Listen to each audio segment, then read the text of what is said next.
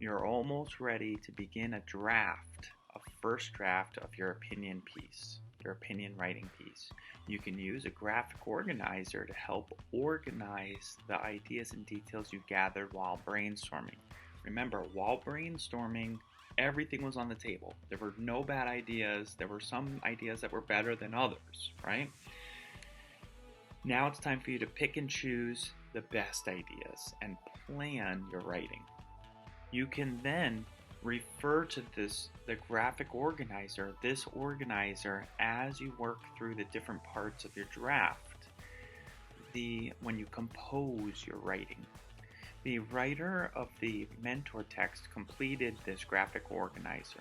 And here's an example organizer, all right? The introduction in the first paragraph, you will tell the topic of your opinion piece. You're going to state your opinion about the topic. Remember, it's going to be clear, concise. Let's see what the mentor, our example writer, wrote. In the organizer, he or she wrote, "The class should take a field trip to the Natural History Museum, not the zoo." Now, this isn't a whole paragraph. The writer will develop this into a paragraph, but what you see here is just a plan. The beginning of this whole text, the writing, starts off with stating the opinion, okay? That introduces the topic. And you can see here in the organizer that this first section is labeled opinion. When you actually write your first draft, are you going to write the word opinion? No, this is just planning, okay? It's keeping things organized, and that's why we label things. And now we have the supporting paragraphs. In our mentor text, there were several paragraphs. Like I've said before, you could write just one paragraph, but ideally you would have a paragraph for each reason. And that's what we saw in the mentor text. So the supporting paragraphs in the second, the third, and the fourth paragraphs, you should give reasons that support your opinion. Also, elaborate or explain each reason with facts and details. So what did our mentor write in here as he or she was planning? Supporting reason number 1. Again, you don't actually write that when you write the first draft, but this is just planning. It's keeping things straight. So this would be the number 1.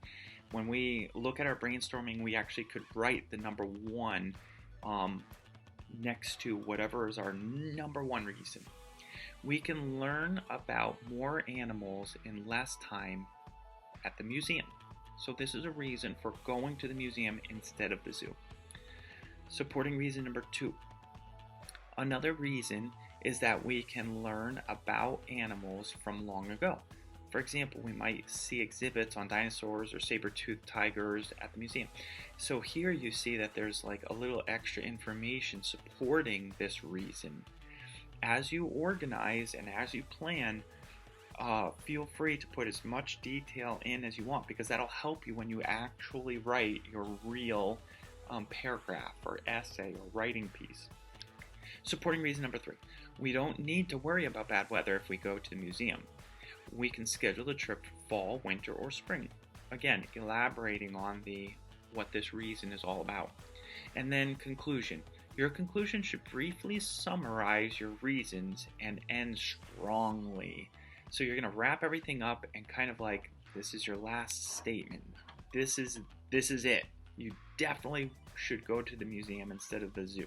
Way better option.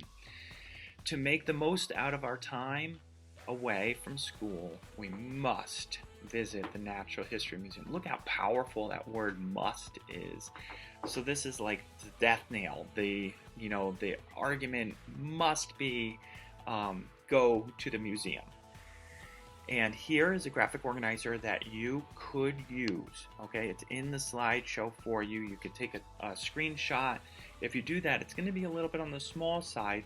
I recommend that you do all of this in your writing journal. Go ahead and label things, number things. You don't have to write these exact words, but I recommend drawing boxes around your thoughts just to keep it organized, straight, clean. And then from here, we go to our first draft and we actually compose our paragraph or writing.